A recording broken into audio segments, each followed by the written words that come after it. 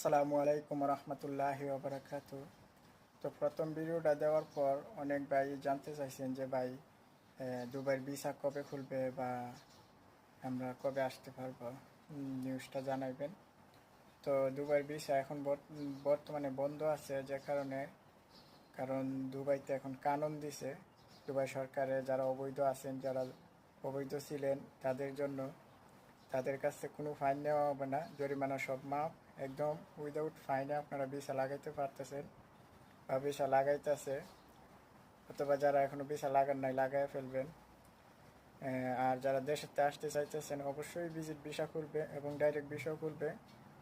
কানুনের সময়টা চলে গেলে ইনশাল্লাহ খুলবে। কানুন আছে আর ডিসেম্বর মাসের 30 তারিখ পর্যন্ত কানুন আছে। কানুনটা চলে গেলে ভিজিট ভিসা খুলবে। কানুনের জন্য এখন বর্তমানে ভিসা বন্ধ আছে, কানুনের পরে ইনশাল্লাহ ভিজিট